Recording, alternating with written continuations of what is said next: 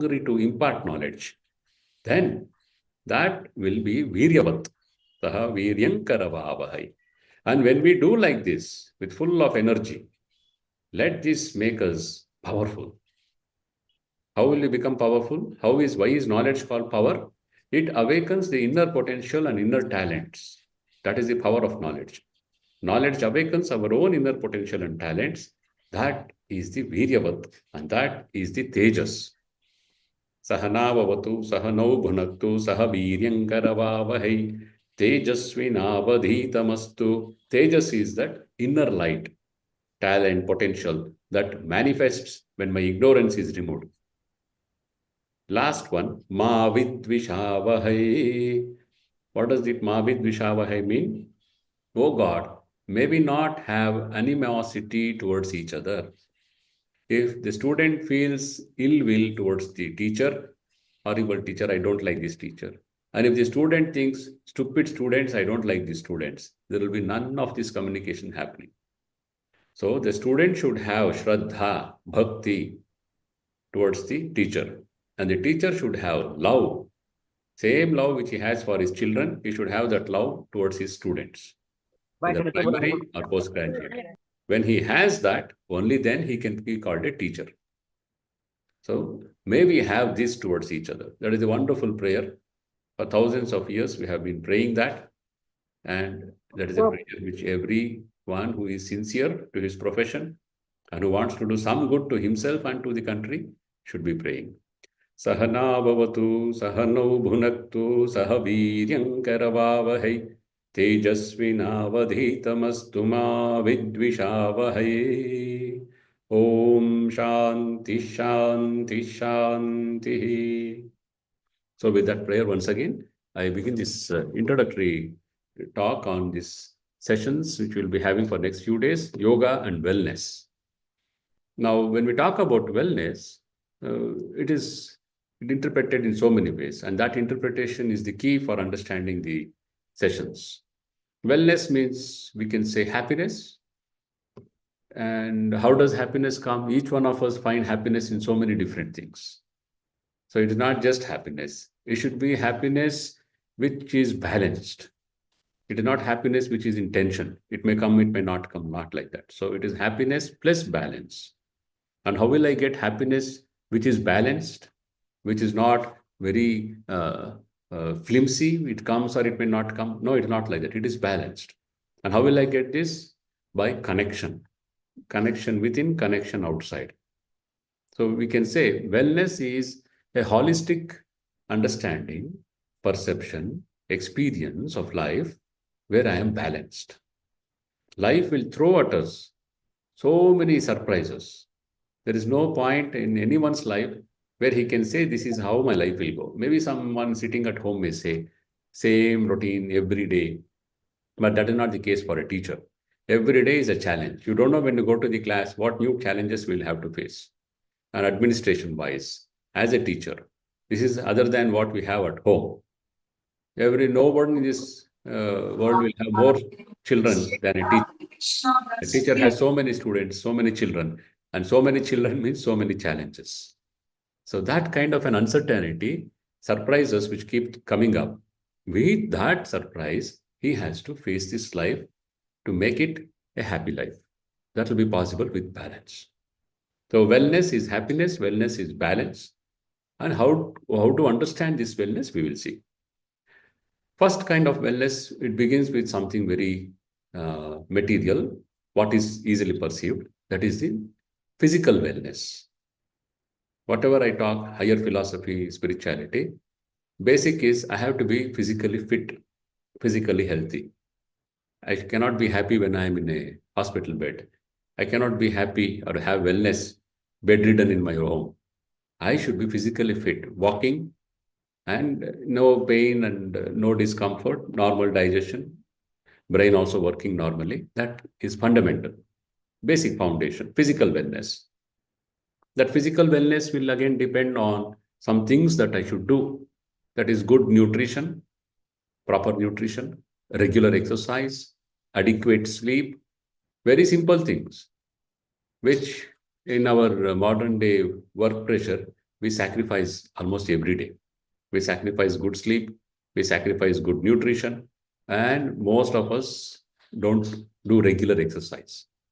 But if I have to be having wellness, if I have to have a life which is meaningful, I should be physically fit and healthy. People become conscious of health when they get cancer or sugar or some kind of a disease. Then suddenly they wake up and say, "Oh, I neglected."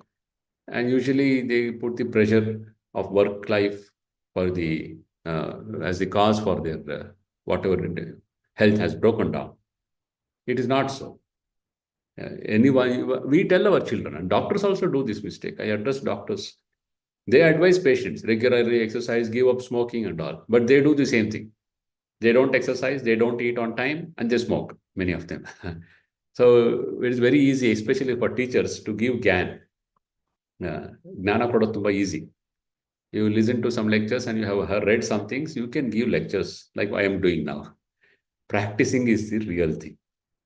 And teachers have this danger because of continuously teaching subject and then giving counseling. Almost every teacher does counseling in his own way. We start becoming experts in counseling and zero sometimes in practice. So this session is for that. Turn your attention inside, put into practice what you already know. Just a spark to make you all think on that we should put into practice something. First thing is physical wellness. Nutrition, proper nutrition, regular exercise, adequate sleep. Just three things. Nothing very difficult. Proper nutrition, regular exercise, adequate sleep. If these three is done, whatever is our lifespan, at least towards until the end, we can say, I would like to be independent, not bedridden, someone cleaning me, someone spoon feeding me. Miserable, terrible life it will be. You cannot escape, you cannot escape. At least you can try to, until the last of my life, let me be independent. I don't want to be a burden even on my children or grandchildren or servants. Just these three: proper nutrition, regular exercise, adequate sleep. This is physical wellness. When we talk about wellness, this is the first dimension, physical wellness. Second is mental wellness. Mental wellness is, mind is what? What is mind? When I talk about mental wellness, what is mind? I ask this question to our students and even teachers. I am serving in Ramakrishna Institute of Moral and Spiritual Education, a unit of Sri Ramakrishna Ashrama, Mysore. This was for 45 years a B.Ed college. From 1974 to 2019, this was a premier B.Ed college in India. Then we closed it just before Corona. Now we conduct regular workshops for school students, college students, school teachers, government and private company employees. We call it ethical capacity building workshops. Regularly, last year, some 6,000 teachers and students came here for training from across Karnataka. Jawaharlal Nehru Navodaya Vidyalaya teachers come from across India every year. 2 batches they come every year. Vice principals, teachers, administrators, we train. Then general public, devotees also we train. So I ask, whenever I have this opportunity, I ask them, what is mind? It is so this thing to see, hardly anyone knows what is mind. We know everything about the world, but we don't know what is mind. And everything depends on mind. My success in life, my failure in life, my happiness, my sorrow, everything depends on my mind. And this mind can function as my friend or it can function as my enemy. As Sri Krishna Paramatma says in Bhagavad Gita, your mind is your friend, your mind can also be your enemy. My own mind can function as my enemy. That is something it has to sink into our understanding. My mind can function as my enemy. Please just allow that to sink in. I can become my own enemy. When I don't eat nutritious food, when I don't exercise, when I don't sleep, whatever reason I may give, I am acting as my own enemy. I am spoiling my own body. And when I take too much pressures and that other things, it will. Now they have found out there is a cause for cancer also. It is not always physical. It comes through disharmony inside. So that harmony, wellness I have to practice. Everything is depending on this mind. What is mind? We can understand in this way. There are two functions of the mind.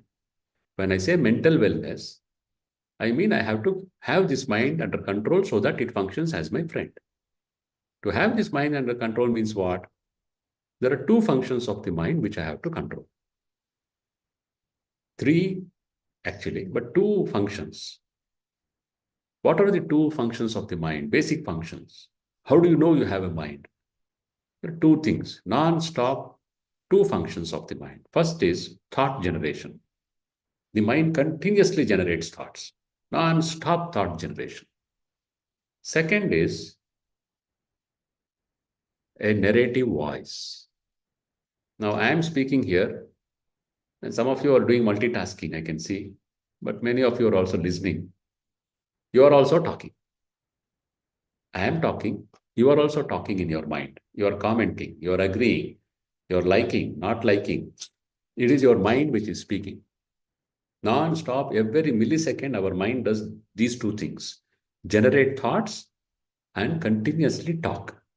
ನಿರಂತರ ಆಲೋಚನೆಗಳನ್ನು ಸೃಷ್ಟಿ ಮಾಡುತ್ತೆ, ನಿರಂತರ ಮಾತನಾಡುತ್ತೆ. Two things the mind does non-stop. Even when we sleep, the mind doesn't stop these two activities. It creates dreams and it creates people in my dreams. And those people also have dialogues. Everything is the creation of my mind. So when we say I have to control my mind, it is these two activities I have to control. Thought generation, voice narration. Now, if your mind tells you, I don't like this Swami talking here, okay, I don't agree with him. Who is talking? It is the mind. And because we are so identified with the mind, we think, yeah, I don't like this. No, it is not you. It is your mind which is not liking.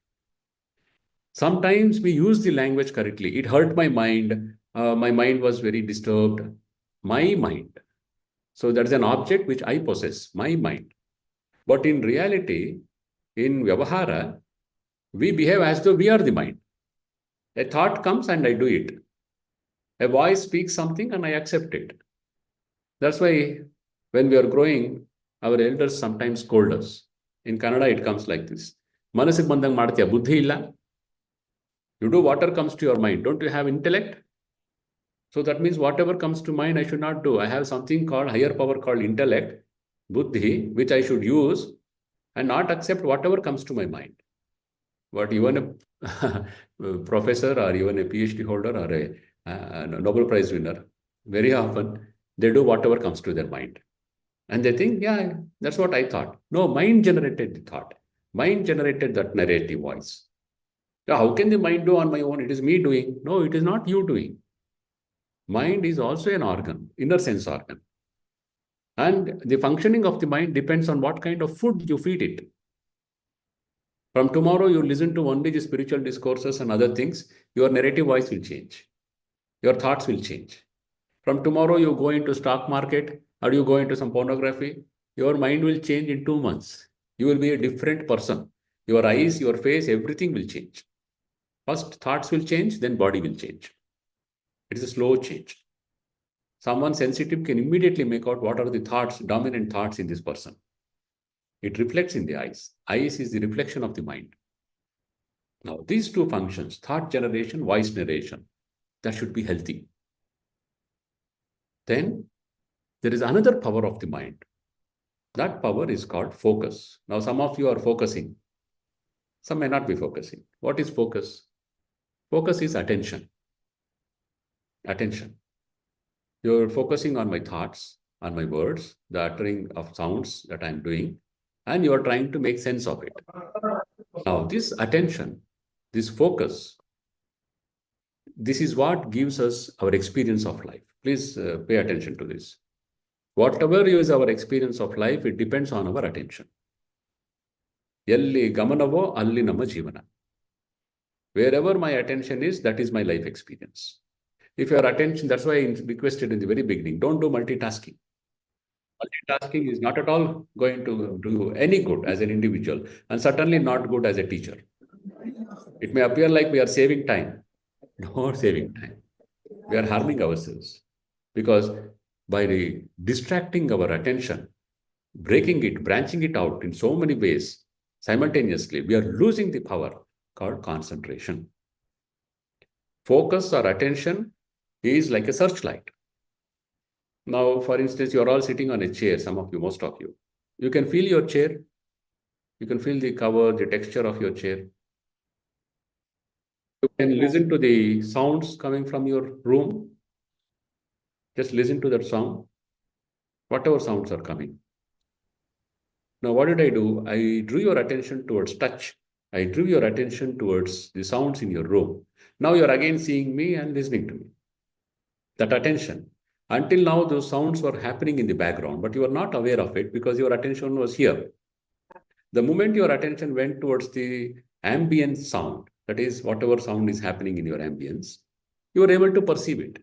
Those sounds came to the ear, but the mind did not perceive it because the attention was here. That's what I meant. Wherever our attention is, that is our life experience. And this attention, when it flows uninterrupted on an object, on a person, or an idea, when this attention focus flows uninterrupted on an object, on a person, or an idea, when it flows uninterrupted, even for 2 minutes, then it is called concentration. Attention focus is itself called concentration when it stays there on an object, on a person, or an idea, on a situation. When it stays there for a certain length of time. How much length of time? Maybe even 2 minutes. Then that attention is no longer called attention or focus, it is called concentration. And concentration is everything in life. Swami Vivekananda says the real difference between two human beings is not their property, not their looks, not their intelligence. The real difference between two human beings is their power of concentration. The real difference between two human beings is their power of concentration. Why? Because whatever your attention is, that is your life. And if your attention has gone deeper into concentration, that is your deeper experience of life. And experience of life is the real difference between two human beings. You may be sitting on, lying on a luxury mat or luxury cot. I may be sleeping on the floor. What is the experience of that? If you are sitting there on a cushion seat and you're thinking something else, you don't have that experience. Experience comes only through attention, through concentration. When we talk about mental wellness, it is this power to control these thoughts, control this narrative voice, keeping that mind healthy so that it generates healthy thoughts and it talks sense and not nonsense. That is mental wellness. For that, there are practices, mindfulness, continuously being in a learning mode. Swadhyaya pravachanabhyam na pramaditavyam. Never give up learning and preaching. Learning and teaching always go together. This is the parting message given by the gurus for thousands of years. Not yesterday, 100 years. This is one of the Vedic dictums, Upanishads. It comes thousands of years. Teachers were telling in Gurukula when they are going, final parting message. One message is this: Satyam vada, dharman chara, all those things, small things. He says, never give up this. Learning, teaching, they go together. So this refresher course and all, sometimes it becomes meaningless just to get a promotion or something. Pathetic. It is a learning process. Continuously sharing ideas, continuously revisiting what we have learned, and then reconnecting ideas, which will bring out wisdom.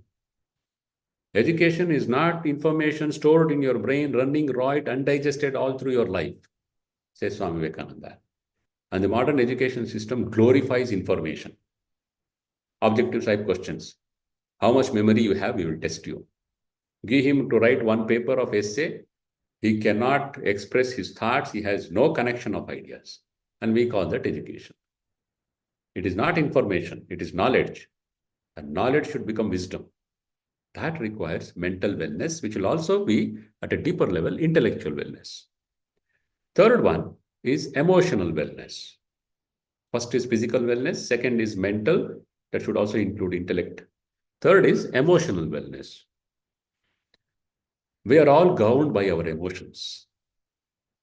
I go to my college and I don't like my principal, or I don't like my colleague.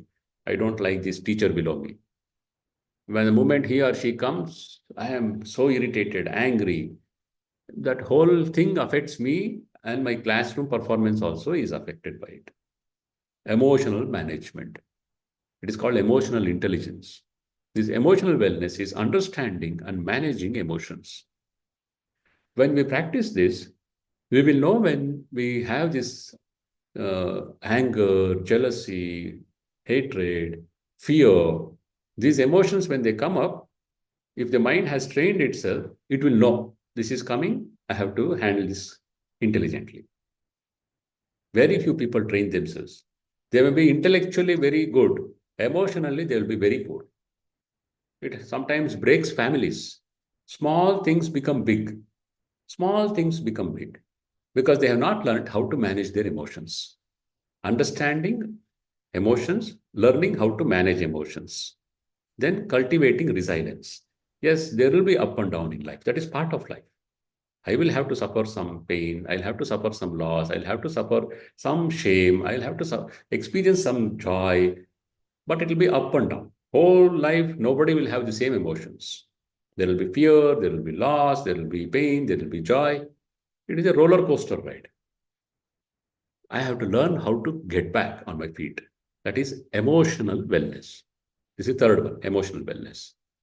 Next is spiritual wellness. Spiritual wellness. What is spiritual wellness? Spiritual wellness is discovering my true nature, functioning from the depth of my true nature. Now, to give you a brief understanding from the scriptural point of view, Taittiriya Upanishad, one of the oldest Upanishads, Taittiriya Upanishad.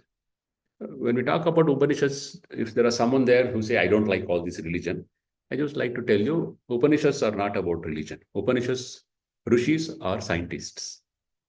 Upanishad Rishis are scientists. And they had only one quest. What is life? What is truth? What is life? What is truth? That was all the question they had. No Upanishad will tell you, believe in my God, believe in this God. Upanishad doesn't say that. Upanishad only says, discover the truth. Oh, where is truth? It is in heaven. No, it is inside you. Discover the truth, it is inside you. And you don't have to believe in anything for that. This Taittiriya Upanishad, it analyzes human personality and it says there are 5 dimensions to human personality. 5 dimensions. Atma is the word used for consciousness. So the Upanishad, Taittiriya Upanishad says, Annamaya Atma, the physical dimension made with food, Annamaya Atma. Next is Pranamaya Atma, the energy which is animating this body. I have a body, but it is a dead body because there is no Prana Shakti in it. Annamaya Atma, Pranamaya Atma. Then Manomaya Atma, mental dimension. Mental means thoughts generation, emotions, voice narration. Then Vijnanamaya Atma, intellectual dimension. That level of dimension where there is a decision taking place. There is a deeper understanding, connections happening. Then Anandamaya Atma. That is a very deeper sense where there is joy, peace. This is usually experienced only in deep sleep. Once in a while, we'll have deep sleep. And when we have deep sleep, we get up and we say, I don't know, I don't remember anything. I just slept and now I wake up. Oh, I am so refreshed because the mind had stopped functioning. As you know, in sleep, we have 2 cycles, REM, non-REM. REM means rapid eye movement. Whenever the mind is creating thoughts and narrating voice working continuously, it is called dream. Whenever a person is dreaming, his eyeballs will keep moving. Rapid eye movement. Rapid eye movement means that person is having dreams. If you have kids at home, you will have seen it. When your son, your daughter is dreaming, or your husband or wife is dreaming, eyeballs will keep moving around. That person is having dreams now. He was seeing the outside world, now he is seeing his inner world. It is all imaginary.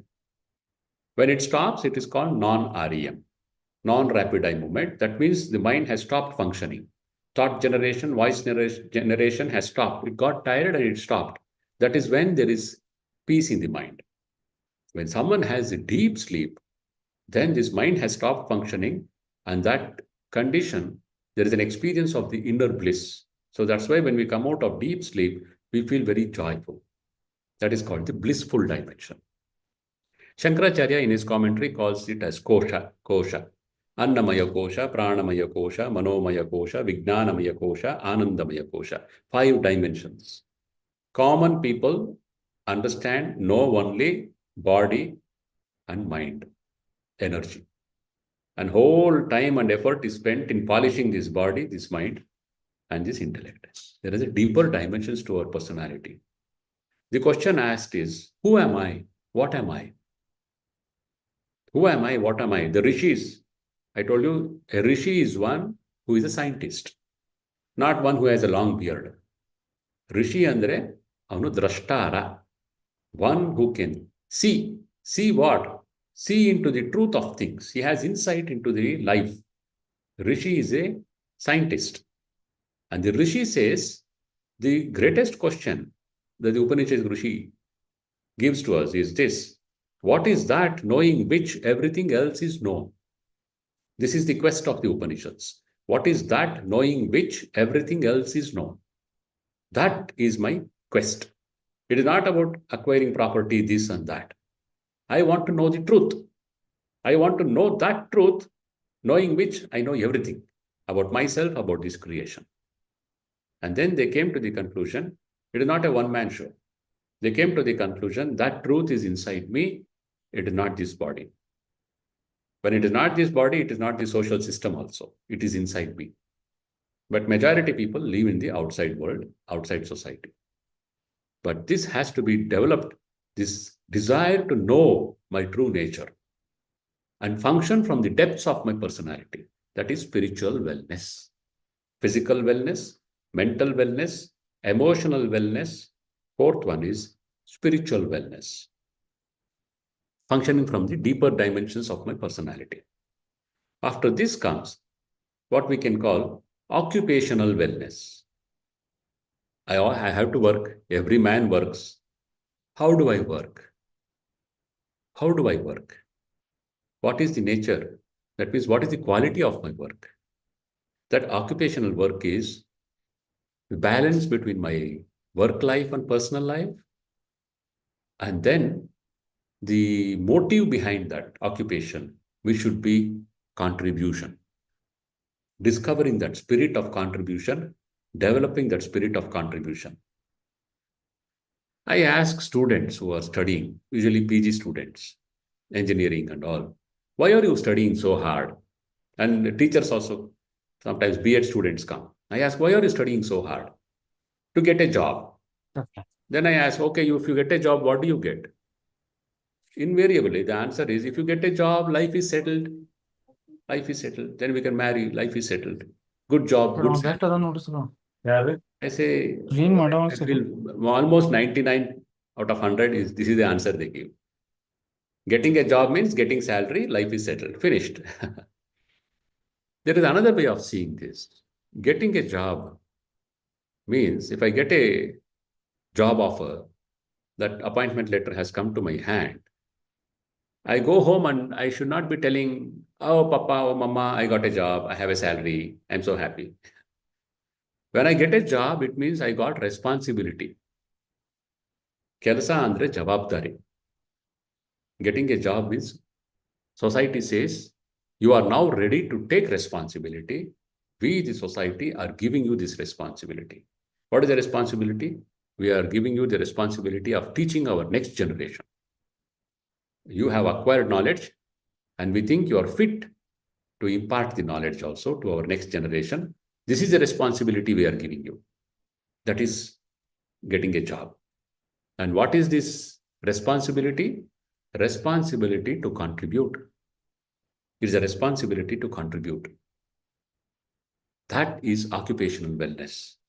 Not knowing this will lead to tragedy, which is happening in our country. Unfortunately, we are facing, experiencing that. Nobody talks about it. Our media is gutter media. Our media is gutter media. Someone smuggles something. Day after day, my media only tells me, look at this smuggler. See what she did. Some politician does something. Weeks together, every media tells me, this is dirty things this man has done. As though there are no good people in my country. What is happening? There is this teacher constituency election, MLC election in Karnataka. The teachers, who are teachers? Teachers are nation builders. Teachers are nation builders. A nation is built in the classroom. It is built not by the administrator, not by the owner. It is built by the teacher. Teachers are nation builders. Teachers are lamplighters. But these teachers, they take bribe to give vote. In Mysore constituency, 9,000 rupees bribe taken by teachers to vote. And the man who gave that 9,000 rupees to teachers won the election. Teachers constituency. Bangalore, BEO tells me it is 20,000, Swamiji. Mysore is cheaper. 20,000 bribe teacher takes and gives his vote, and he or she has no conscience that I am voting to a corrupt fellow. So what? Everyone is corrupt. I'll take my money. Then you are also corrupt. That is called Deshadroha. And when a teacher takes bribe to vote, what conscience does the teacher have to tell the student, don't copy? How can a teacher tell, don't copy? I have taken bribe and voted a useless corrupt fellow who is ready to buy my vote, and I am ready to sell my vote, but you, my students, don't copy. How can a teacher say? But it has happened. It is happening. And nobody bothers. So it is very painful and sad to see what will happen to our country. Politicians are corrupt. That's okay. Officers have corrupt. Yeah. Our teaching system has failed. Teachers have become corrupt. We are in grave danger. We are in gravest danger. Occupational wellness is recognizing this. I have a responsibility, and the greatest responsibility in a society is a teacher's responsibility. Teachers are lamplighters. Teachers are nation builders. When they sell themselves, conducting tuitions, taking money for votes, our country is in grave danger. After spiritual wellness, there is social wellness. What is social wellness? We are not Royal Bengal of tiger, you see. We are social animals. We are social animals. We have to live with people. We have to connect with our colleagues. We have to connect with our students. We have to connect with our own family members, neighbors, with society. So as a social well-being, it means building and maintaining supportive relationships. Building and maintaining supportive relationships. People now live in apartments. They don't know the next flat owner. We see them, we don't know who they are. Why don't you connect? Ayo, where is the time? And tomorrow your husband, your father or mother or son has a heart attack. Then you cry, oh, come help me. But you never connected with them. And they have a heart attack. They don't know how to connect with you, contact you. We are not even being social animals now. We are only selfish animals. We have become selfish animals. Social wellness means building and maintaining supportive relationship. Someone will have to take the initiative. Teachers should do that. This will involve sacrifice of time and effort. A teacher is the one who sacrifices. He is a nation builder. A nation builder will have to sacrifice. Sacrifice means tapas. It is only through tapas something great is built. And a teacher is a tapasvi. Ideally, he should be or she should be a tapasvi. And engaging in social activities. Teacher says, oh, something bad is happening. What can I do? No. A teacher, if he says that, he will say that student is not working, not studying. What can I do? You're not a teacher. There are grades of taking responsibility. Preliminary, very beginning level, a teacher says, take attendance, make sure every fellow is in the classroom. All of you are here. Okay, finished. My responsibility is over. Now I'll teach. That's over. Next level responsibility, after taking attendance, the teacher will ask, I thought, but did you boys and girls understand? Have you understood?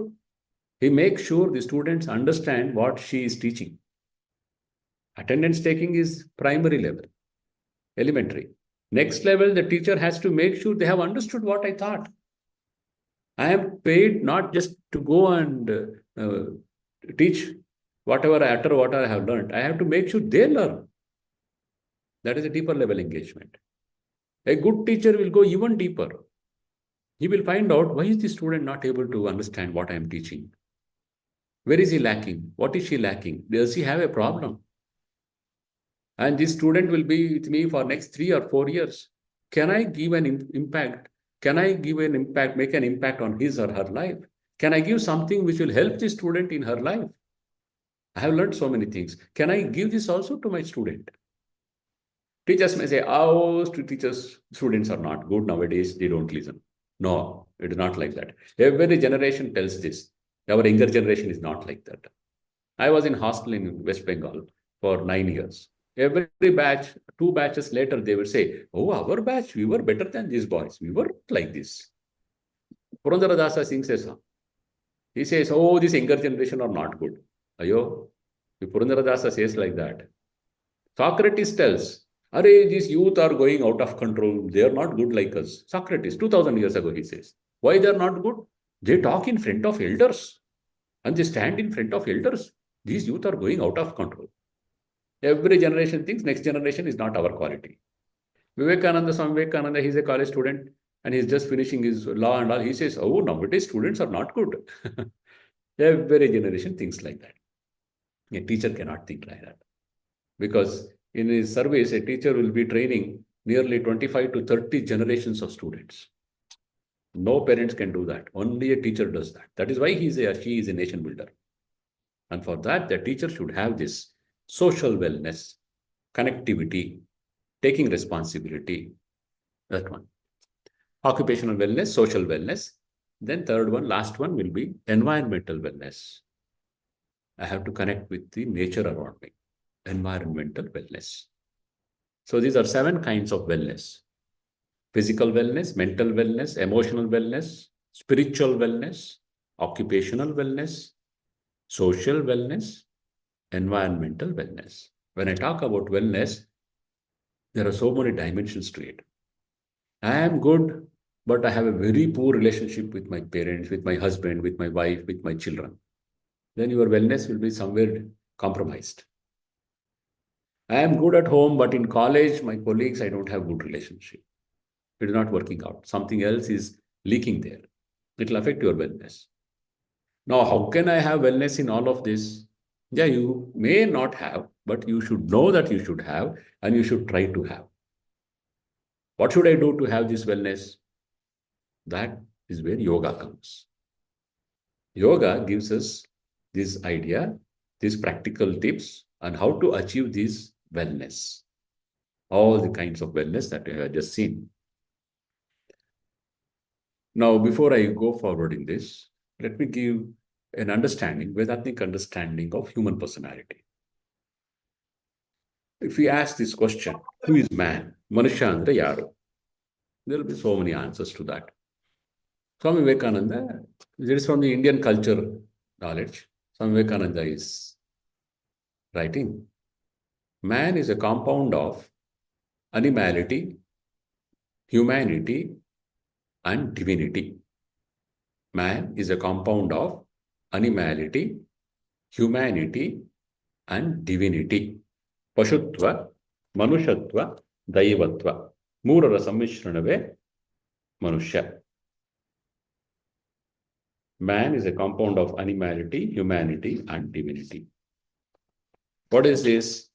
This is what those who have, your generation would have come through arranged marriage. So you will know this. When you take 2 Jatakams to the astrologer, he will see the Ganas, Rakshasa Gana, Manushya Gana, Deva Gana. These 3 Ganas. Pashutva, Manushatva, Daivatva. Animality, humanity, and divinity. Man is a compound of these 3. What is these 3? These are manifestations at different levels of awareness. We can function at different levels of awareness. First level of awareness is animal level awareness. We are all animals. We may talk and do all this PhD and all and dress ourselves in all kinds of coats. But fundamentally, we are just animals. Nothing more than that. We are born animals. Majority in society, they are born animals, they live like animals, they die like animals. But man has this unique possibility of awakening to a higher dimension. Only the human animal has this power, capacity, opportunity to function at a higher dimension. And that higher dimension will be possible only when I rise from animality to humanity. Pashutva, Manushatva. Manushatva doesn't come just because I have a Manushya Sharira. I have a human body. That doesn't mean I have humanity. Sometimes in Kannada we scold. Manushatva illenri nimge, they scold. Hey, don't you see I am a Manushya? What do you mean I don't have Manushatva? You are a Manushya Prani, but you don't have Manushatva. And our state poet Kuvempu, he says, Vishwamanavana. Forget Vishwamanava. First become a Manava. What is this dimension called animality? Pashutva andre enu? How do we recognize a man who is living at the animal level? A man who lives at the animal level, and class naditidyappa ಆ ಕಡೆ ಹೋಗಿ ನೋಡಿ ಮಾತಾಡ್ಸಿ. A man living at the animal level, his awareness functions around himself. It is a self-centered life. Self-centered life. Swakendrita jivana. He will have, if you listen to a man who is at the animal level, if you listen to him speaking, his language will have these words, I, me, mine. He cannot speak without these words cropping up. I, me, mine. Nanu, nanage, nandu. I, me, mine. Dominated. I, me, mine. His thoughts, his feelings, his speech, his action. He is the center. And that center may include his wife, his husband, her husband and children. But still the center is me. I, me, mine. Sometimes it will be full of pride. I did this, I said that. Or sometimes it will be a sob story. Oh, this happened to me. They did this to me. They did this thing. My promotion, they stopped this, did this. I, me, mine. Such a person will be a torture to listen. If you find one or two people like this, you will know what I am talking. When they talk, their language will have this, I, me, mine. And these people's thoughts, feelings, and actions, it will revolve around food, sleep, sex, shelter. Basic animal need. Food, sleep, sex, shelter. Their thoughts, their feelings, their actions, everything revolves around these four. Food, sleep, sex, shelter. How do I procure it? How can I enjoy it better? How do I protect it? This is all concern. Food, sleep, sex, shelter. You may say, what is your problem? I am born animal, I live like animal. What is your problem? There is a problem for society if a person lives at animal level, and a great danger to society if a teacher lives at the animal level. That's why so many, 19,000 teachers voted in Mysore constituency, and that fellow won, who gave 9,000 rupees bribe. Bangalore fellow who gave 20,000, he also won. So it is understood, they all took money and voted for it. What happens when a man functions at the animal level is, he or she becomes selfish. Swakendrita jivana, selfish. And selfishness will lead to greed. Greed will manifest as corruption. This is the chain. Selfishness, greed, corruption. Swartha, lobha, bhrashtachara. Taking bribe is bhrashtachara. Giving bribe. But it is accepted. Everyone is doing. It is normal. Corruption has become normalized. And when a teacher has accepted it, that society is in grave danger. He may be very intelligent, but an animal, Pashu. Very beautiful, handsome, but a Pashu. Very rich animal. Handsome animal, intelligent animal, rich animal. This has got nothing to do with your intelligence, your double PhDs, or your property, or your handsome looks. The consciousness functions at animal level, self-centered level. It will lead to greed. It will lead to corruption. And corruption is not just taking bribe. Corruption is not recognizing our duties in life. That is corruption. When a teacher does not recognize he has to be honest, he is corrupt. Not simply taking bribe. If a teacher does not recognize his responsibility, it is corrupt. Not fulfilling those responsibilities, even after knowing, that is corruption. And such a person, why does he become like this? What is this Prakriti-dominated life, Pashutva Jivana? There will be two reasons for this. Swartha, ahankara. Selfishness, and egoism. Such people will have this, either positive or negative. Swartha ahankara, selfishness and egoism. Touch me not. They'll be like, touch me not. And they'll hold grudges, and the whole thing collapses. What was my motive? What was the purpose of my taking up this noble profession of becoming a teacher? To earn money. Easy life. Society is in danger. Any institution, any family, any institution, any society where majority people are Pashutva, that society will have danger. And it will always be like that. But some will have to evolve, come to Manushatva, Vishwamanavanago.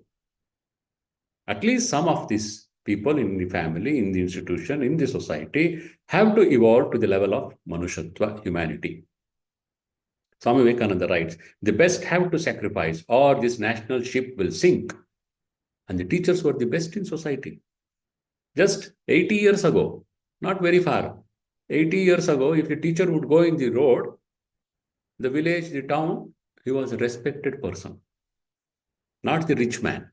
The teacher was the respected person. It is no longer like that today. It is not there anymore. Society is not to be blamed. Teachers are to be blamed because they sold themselves. Okay, then how do I become Manusha? How do I claim back this Manushatva, awaken and manifest this Manushatva? Traditionally, we have a custom called Upanayana. A boy is told, you will now be given this Gayatri mantra. Repeat the Gayatri mantra, awaken your humanity. One boy or a girl who is given this Gayatri mantra and who starts repeating that, he is called Dvija, born second time. What does that mean, born second time? First time he is born from the mother's womb, he is an animal. Now he will be born into humanity, that is second birth. This Gayatri mantra is for every human being. But unfortunately, it has been limited to one caste. What? One caste? Every religion, every human being on this earth should be chanting this Gayatri mantra. Why? Look at this Gayatri mantra. Om Bhurbhuvasvaha Tat Saviturvarenyam Bhargo Devasya Dhimahi Dhiyo Yo Naf Prachodayat. Om Bhurbhuvaha Suvaha. All the three lokas, three worlds. We will not go into what are the three worlds. Tat Saviturvarenyam Bhargo. The light which is illuminating all the three worlds, not just your physical sun. The other dimensions, unseen dimensions. That light which is illuminating all the three worlds, it is splendorous. And that light is what I call God. We worship God as light. Jyoti Swarupa, it is God. Jyoti. Jyoti, when it takes a form, we call it any form you want. But it is consciousness as light. Upanishads don't talk about God. Brahma, Vishnu, Maheshwara, Krishna, Rama. Nothing is there in Upanishads. It is just consciousness. It is light. Jyoti Swarupa. This light which is illuminating all the worlds, it is splendorous. Devasya Dhimahi. I pray to this light. I pray to God. Oh God, I am praying to you. What is my prayer? Dhiyo Yo Naf Prachodayat. Awaken my higher intelligence. Awaken my higher intelligence. This is the Gayatri Mantra prayer. Awaken my higher intelligence. Should it be limited only to a caste? Should it not be for every human being? Awaken my higher intelligence. Lower intelligence is animal level intelligence. Higher intelligence is when I awaken to humanity. That every human being should pray. Especially a teacher should pray and awaken his higher intelligence, his or her higher intelligence. So one method is this Gayatri Mantra. Repetition, understanding. Along with that, some other things have to be practiced. Swami Vivekananda's Guru, Sri Ramakrishna, used to say, he or she only can be called a human being whose mind has awakened to higher thoughts and higher ideals. He only can be called a human being whose mind has awakened to higher thoughts and higher ideals. ಯಾರ ಮನಸ್ಸು ಉನ್ನತ ಆಲೋಚನೆಗಳಿಗೆ ಉನ್ನತ ಆದರ್ಶಗಳಿಗೆ ಎಚ್ಚೆತ್ತಿದೆಯೋ ಅವನೇ ಮನುಷ್ಯ. Now we have to ask ourselves, what are my ideals in life? Adarsha is the word. Hardly anyone lives with Adarsha. Hardly anyone. You please see, ask yourself, is there any Adarsha in your life? Oh, I help people when they ask me. That is not Adarsha. Oh, I go and teach my subject. That is not Adarsha. You are getting money for that, good money.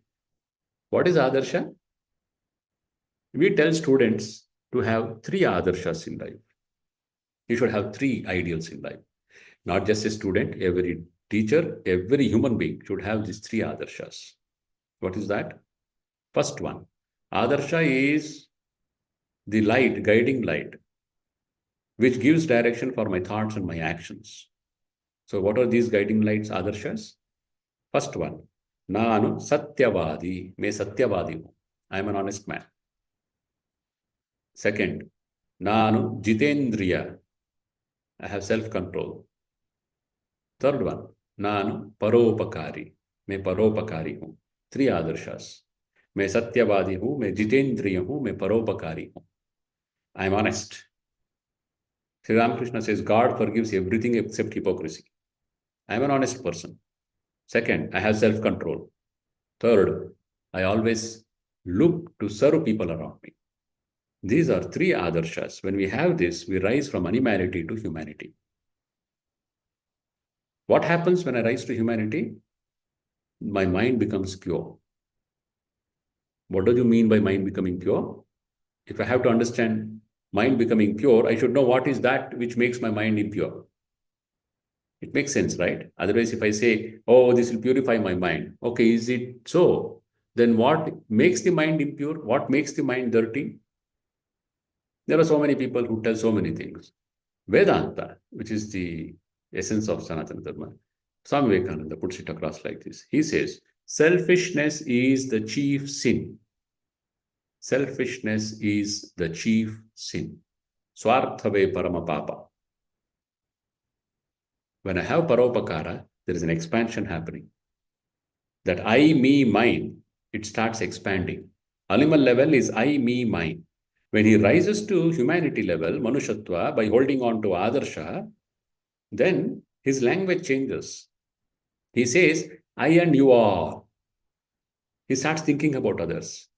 Then further progress, he will say, I and we all. He will include them. There is a difference in this, you all and we all. Further progression in unselfishness, he'll come to a point where he will say, you and me. You and me. You first, then me. It started with I, me, mine. It evolved to I and you all. It further evolved to I and we all.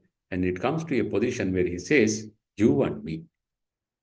That is unselfishness. Mind becoming pure means mind becoming more and more unselfish. That's why Vivekananda has another statement. Unselfishness is God. Unselfishness is God. And in creation, in our society, human society, there is one character who manifests this perfect unselfishness. You can say two, but basically one, and that is the mother. So the scriptures tell, Matrudevo Bhava, Pitrudevo Bhava. Another third character is there, Acharya Devo Bhava. Let your mother be like a god unto you. Let your father be like a god unto you. Let your Acharya be like a god unto you. Why? Because they manifest unselfishness. They put your good first, then themselves second or last. That unselfishness is the true test of spirituality. When the mind becomes more and more clean through this practice of unselfishness, paropakara, then the inner divinity is reflected in the mind, then that man becomes Deva Manava. So from Pashutva to Manushatva to Daivatva, from being an animal to being a divine being, from a prani to Deva Manava, this journey we call spirituality. This is the essence of religion. It is not believing in a God sitting in heaven or believing in my God or my prophet or my incarnation, my God, this thing. No. There are so many people who believe in God and who are corrupt. There are all these teachers who took 9,000 rupees, 20,000 rupees bribe. Don't they believe in God? They believe in God, they go to temple, they go to masjid, they go to church, and still they take bribe. Are they all doing their duties properly? Without selfishness? No. But they believe in God. And they think they are very religious and spiritual. No. There's nothing to do with spirituality. Spirituality is this evolution from Pashutva to Daivatva. That requires tapas, that requires self-control, that requires continuous awareness of my responsibility. If you are not aware of that, our responsibility every day that I have to contribute, contribution is the key. That person will evolve to Daivatva.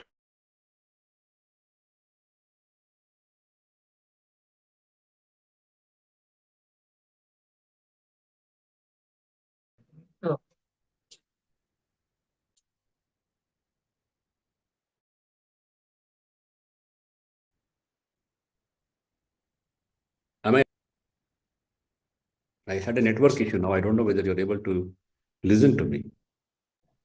Yes, sir. Now we can hear you, sir. Can anyone confirm it? Yeah, Yes, sir. Thank you. Thank you. Yes, sir. Thank Yes, sir. We can hear you.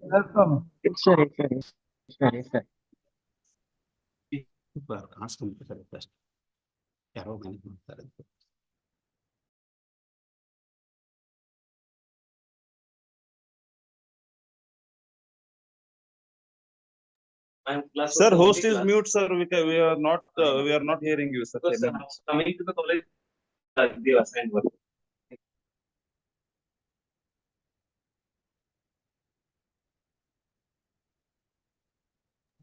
Hello, Guruji? Gurule? Milla. Dear participants, please wait. There will be some technical snack from resource person side. Please wait. Stuck video audio on.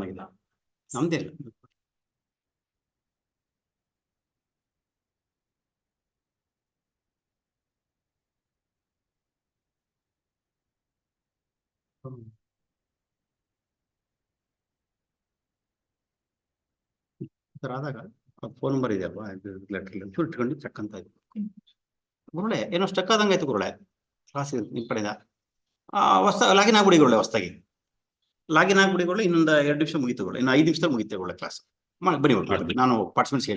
Okay.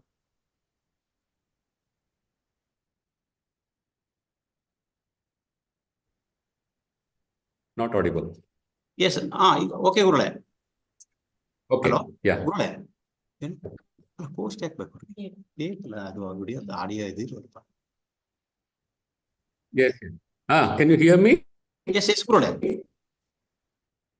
Dear participants, please reply. Yes, sir, audible. Okay. Yes, sir. We can hear you, sir. Yes, sir. It's audible. One or two. I request one or two participants to reply. Not all. Okay. Yeah, I'll continue then. Okay. Yes. So we are talking about yoga. How yoga can help me to achieve this balance. How will I achieve that? I will achieve that to what is called Ashtanga Yoga, 7-limbed yoga, Ashtanga Yoga. Patanjali Maharishi gives this in his Yoga Sutras. Generally, when we talk about yoga, we think only about physical exercises. No, there are 8 limbs, 8 steps to this yoga, Ashtanga Yoga. First is what we call Yama, Niyama. Then Asana. Asana is what is very popular. Yogasana it is called. That is called Asana. That is the 3rd step, Asana. But before that, there are 2 steps. Yama, Niyama, Asana. Then Pranayama. Pranayama also is popular. Everyone has heard and seen something. Then something very important. It is called Pratyahara. Pratyahara. Then Dharana. Dharana. Dhyana. Samadhi. People jump into dhyana. They say, we want to do dhyana. Before you can do dhyana, you have to do so many other steps. It is like someone telling, I want to enter into the 15th floor. You have to climb 14 floors to go to 15th floor. So these 7 steps, Ashtanga, 8 limbed this thing. This is called Ashtanga Yoga. What are those Ashtanga Yogas? Yama, Niyama, Asana, Pranayama, Pratyahara, Dharana, Dhyana, Samadhi. Dhyana. Yama, Niyama. We talked about social wellness. Social wellness comes in this Yama. Yama, please, as teachers, I request you to go through this. Internet, it is there. Any good book you will find. What is this Yama? Ahimsa, Satya, Asteya, Brahmacharya, Aparigraha. What are the meanings of these things which I am talking? Ahimsa, not being violent. Kindness, compassion. All violent thoughts, I refuse to have it. What is Satya? Truthfulness. That is total commitment to truth. How do I practice truth? That is a different, I speak on this for 1.5 hours. How to practice truthfulness. Kaya, Vacha, Manasa. As I think, so I speak. As I speak, so I do. That is truthfulness. As I think, so I speak. As I speak, so I do. Nenadante nudivudu, nudidante nadivudu. That is Satya. Asteya, non-stealing. Non-stealing means not taking something which doesn't belong to me. Not taking anything that doesn't belong to me. When I take a bribe to pray vote, I am taking something which does not belong to me. So that is Asteya. Brahmacharya is self-control. Having this control over my senses. Aparigraha, not taking someone else and keeping self-confidence, all those things, not accumulating more than what is required. Aparigraha, self-reliance, generosity. Shaucha is cleanliness. Now, that is Yama. Next comes Niyama. Niyama means what? Shaucha, Santosha, Tapas, Adhyaya, Ishvara Pranidhana. You will not understand this because I'm not going too deep. I'm just telling you, there is a systematic way to have this wellness. That system is called yoga. The physical yogasana is just a part of that. It is a third part of that. Before that comes Yama Niyama. Yama we have seen. Now we'll see Niyama. Cleanliness, purity, Santosha, contentment. Being happy unconditionally. I'll be happy only if I get promotion. I'll be happy only if my wife or husband loves me.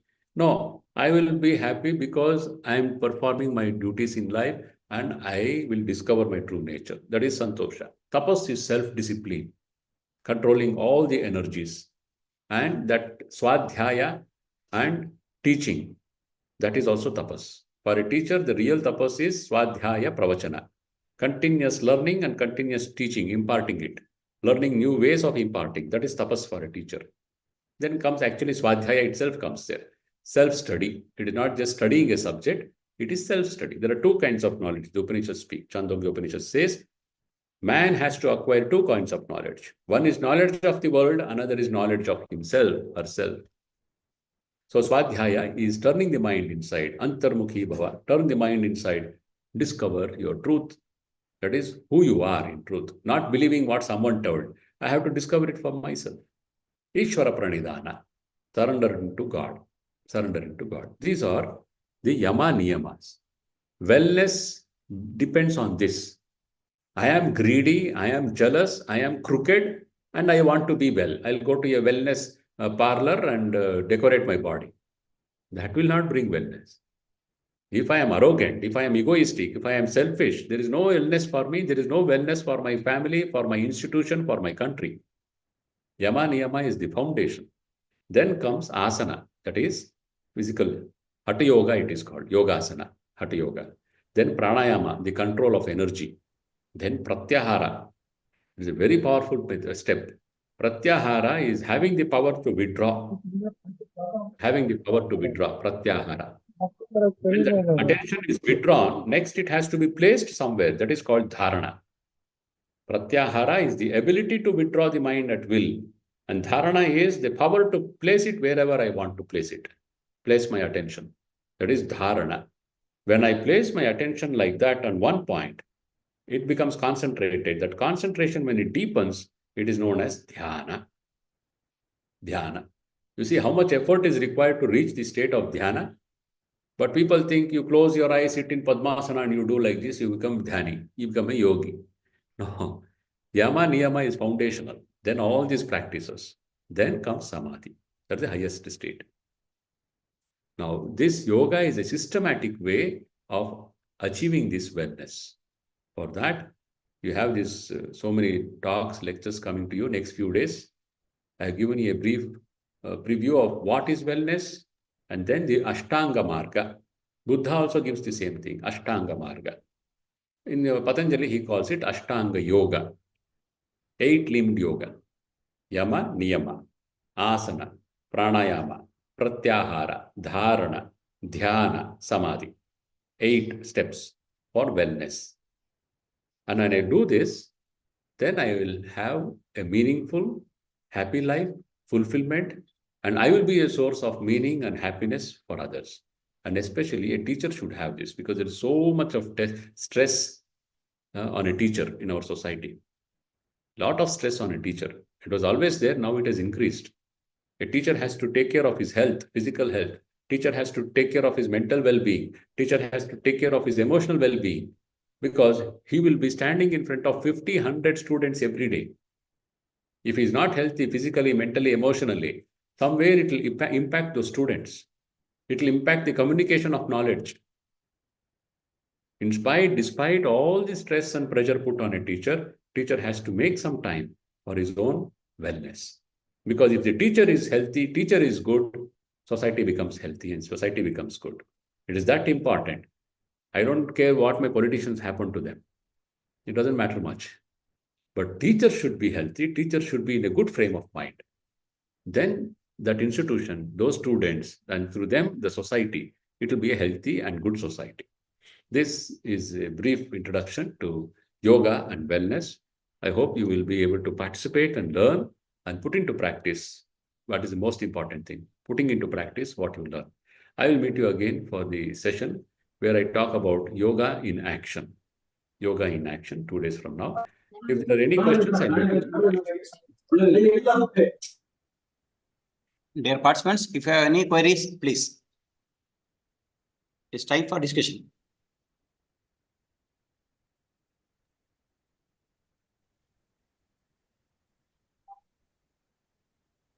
If there are no queries, I request one of the participants to propose vote of thanks to Swamiji, Guruji.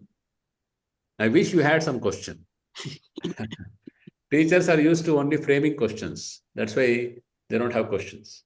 When I used to take a subject, English, in that West Bengal college, I did one internal examination.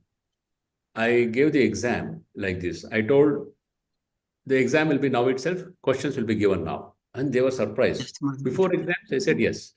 Then I asked me, what is the question? I said, the exam is like this. I had taught one poem, one essay, one story, and something else. I told you will frame questions, 3 questions on each of them. And depending on your questions, I'll give the marks. If you ask who was Rama's father, then your marks will be 1 or half mark. Your questions tell me the depth of your understanding. They went to the HOD.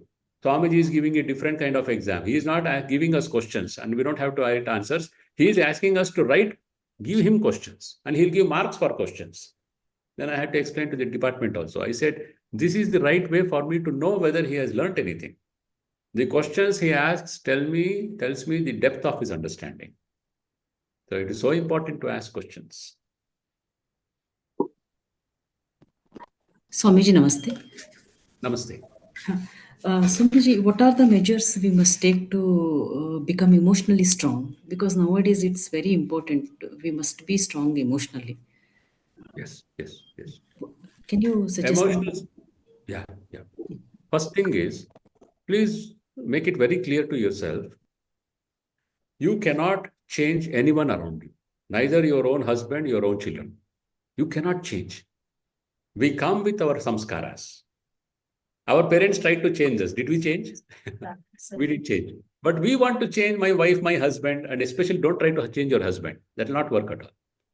Children also up to a point. You cannot change anyone. Once you accept that, you will not be at the mercy of the other person's behavior. First one. Second, you are not trying to change anyone, but still you have emotional turmoil. That means what?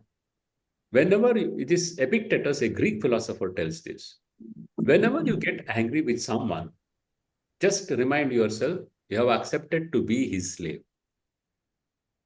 What does it mean when I become angry with an auto driver? As we see, it happens in society. They shout and fight with an auto driver.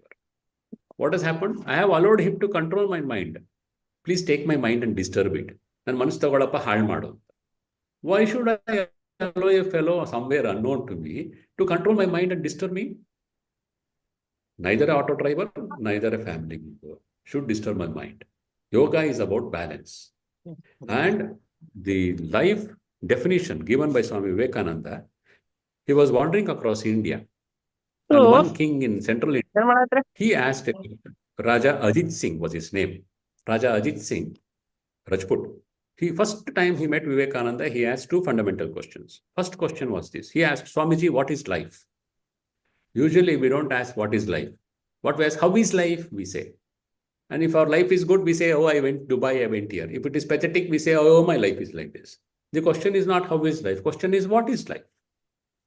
Immediately, Swamiji replied, life is the unfoldment and development, two words. Life is the unfoldment and development of a being. Being means Vyakti, Jivi. Life is the unfoldment and development of a being under circumstances tending to press it down. Under circumstances tending to press it down. That is when life will manifest. Now, whenever you are emotionally challenged, that is when you will be able to go deeper and evolve. So, first thing, understand you cannot change anyone. Second, don't allow anyone to control your mind. One word, one look, people get disturbed emotionally.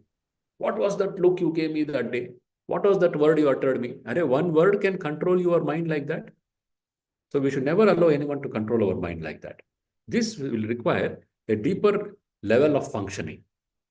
Someone comments on my nose, my skin color, I am emotionally devastated. I am not this body. Ashtavakra Maharishi, when we went to Janaka Maharaja's Asthana, all the Pandits laughed because he was Ashtavakra.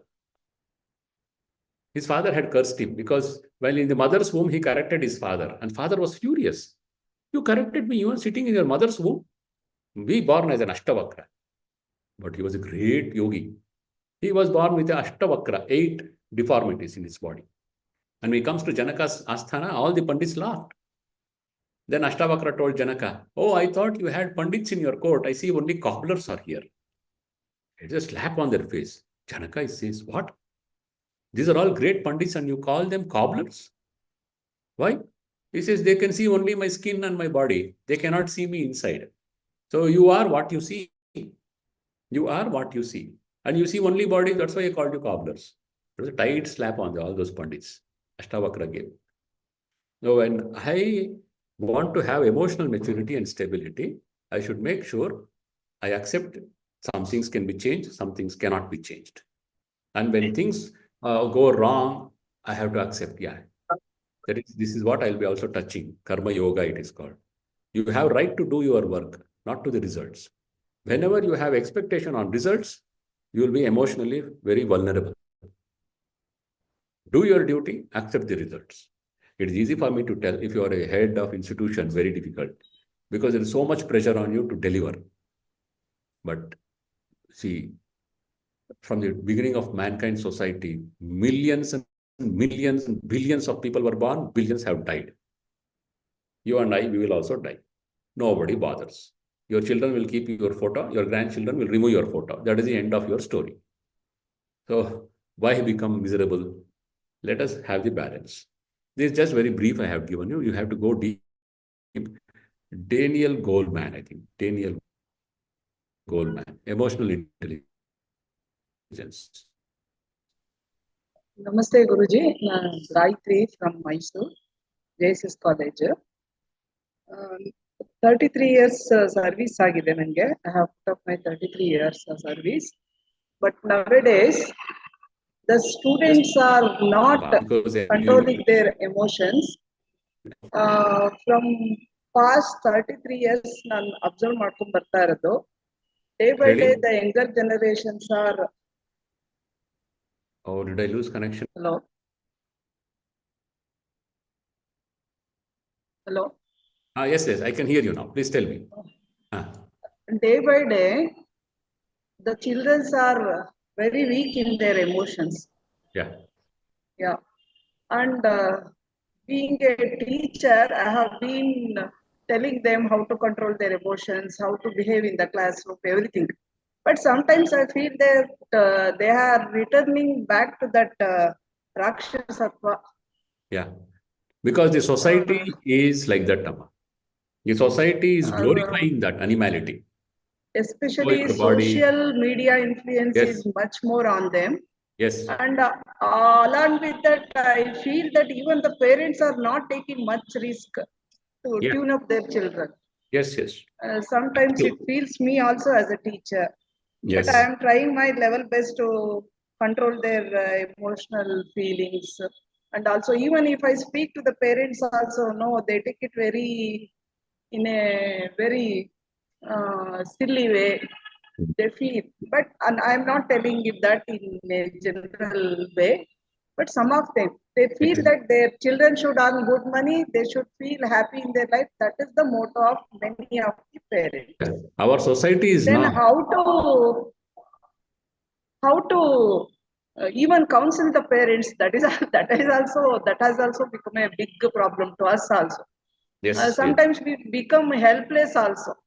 Yes. And sometimes I also feel how the society will end up being Yes. having all this nonsense in their life.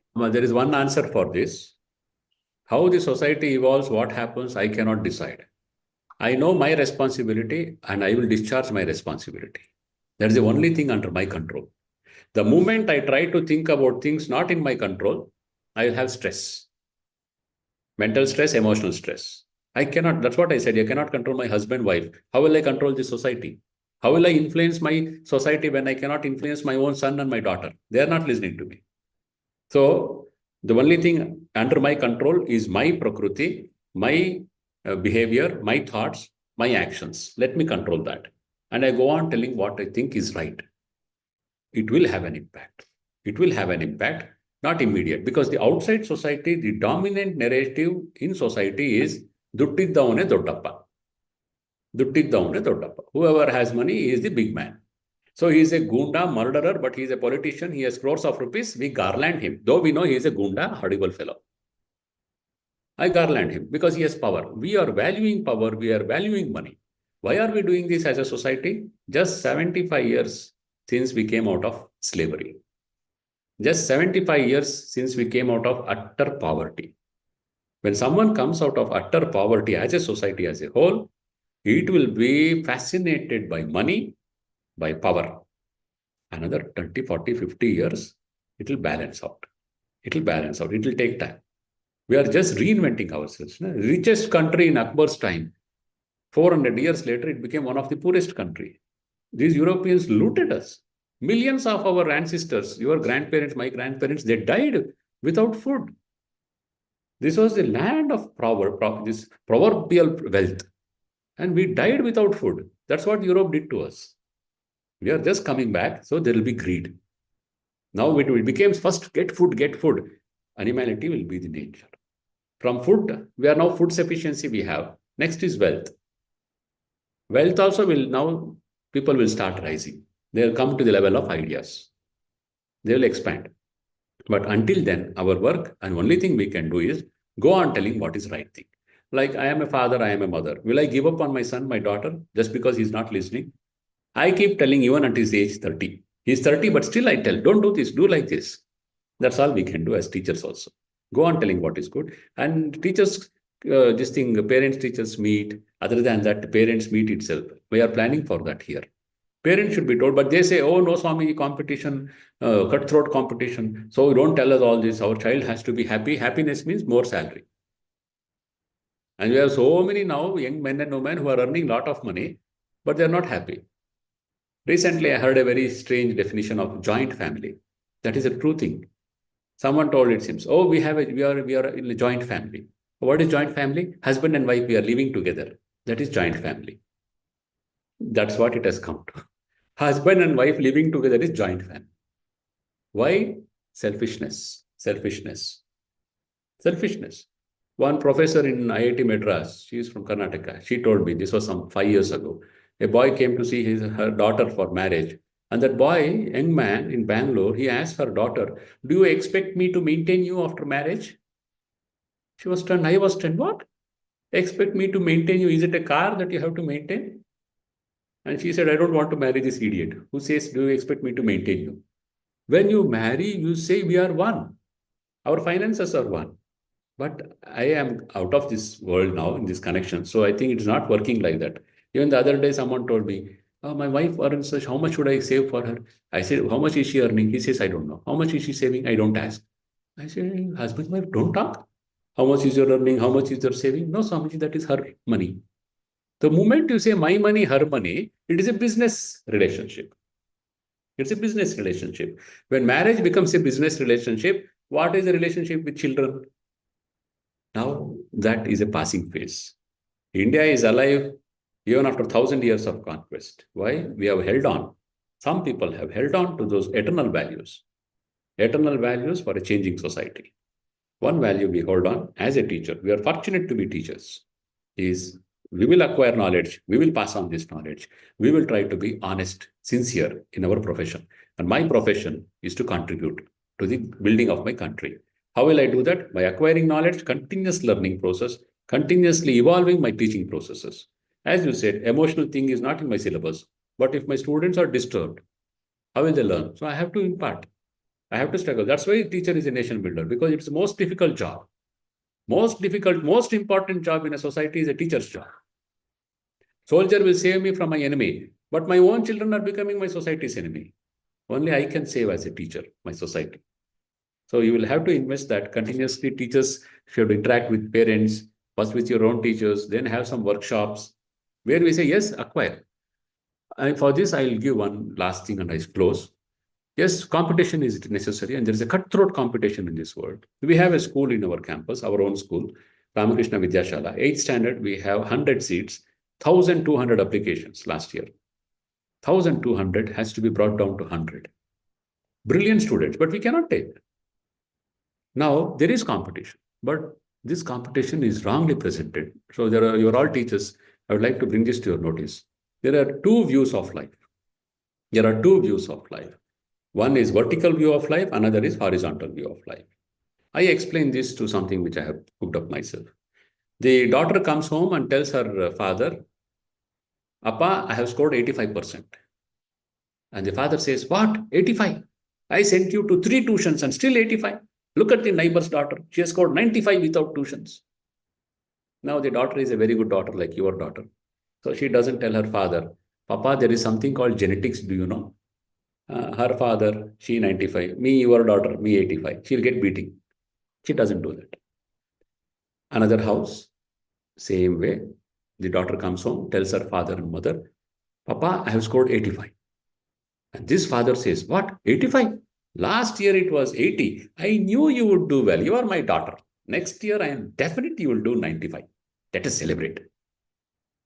Now the daughter says, I don't even want tuitions. My father has so much faith in me. I will work even hard. First father adopted what we call horizontal view of life. Always comparing with other people. Which is your car? Maruti 800. Mine is Mercedes. How many flats you have? Oh, 5 bedroom. Ours is 2 bedroom. Always comparing. When you see below, you are filled with pride. When you see someone better than you, your stomach is churning with jealousy. This is horizontal view of life. Vertical view of life, which the second father did, he compared his daughter with her own previous performance. And he motivated his daughter to compete with herself, not with friends. Unfortunately, in our society, competition means compete with friends. I am sure you have all done. You are all parents. You have done this. Your daughter or son brings your mark sheet and sees the next moment your question is, your friend, how much is his marks? Why are you worried about my friend's marks? His father will ask his marks. You worry about my marks. No, best friends are all below you. Okay. They're all above you. Why are you below them? Always teaching that comparison to children. Your sense of wellness, your sense of worth depends on people around you. That is a wrong worldview. My sense of wellness, my sense of worth belongs to me and it comes from inside me. So the mantra is competition with myself, cooperation with everyone else. This should be our mantra. Competition with myself, cooperation with everyone else. Every child should be taught this. Compete with yourself. Compete with yourself. Unfortunately, parents do this comparison between their own children. See your elder brother, how much he has scored. See how much he has scored. Useless fellow. So younger brother will think, why this stupid brother has to score so much marks and torture me? Marks comparing own children like that. Every child is unique. And to see the worth of a child through stupid system called mark system, I was joint control of examinations. I know how this system works. There are so many flaws in this system. And we brand a child and say, you are intelligent, you are stupid. Competition with myself, competition with cooperation with everyone else. Competition with myself, cooperation with everyone else. And competition with myself for what? Not just scoring marks, to be a better person, to be a better human being. That should be encouraged. And the other question, like, how do I help my students to have emotional balance? I wanted to do this, and I have asked some teachers to do that. Take them to an orphanage. Here we have one, Swami Vivekananda Youth Movement runs this, where palliative care. All you just go, bring them here on KRS Road, Yadavgiri, the earlier TB hospital. All the people there are dying. Last moments, cancer patients. They will take care of them. You come and see all these cancer patients dying. You come after 3 days, one of them is dead. That will give them a reality orientation. Our media gives them all a fascinating illusory orientation, unrealistic. Reality orientation will give them the strength to accept emotional stability. So this competition part, please understand this. Never you do that with your students. Don't compare one student with another student. That is a very big mistake if a teacher does. Parents do, but teachers should not do. Because if parents do, they'll do only for 1-2 children. Teacher does for 30 years, he will do for hundreds of students. Compare every student with himself or herself, improve from what you have done. That's what we have to teach them before sending them to society.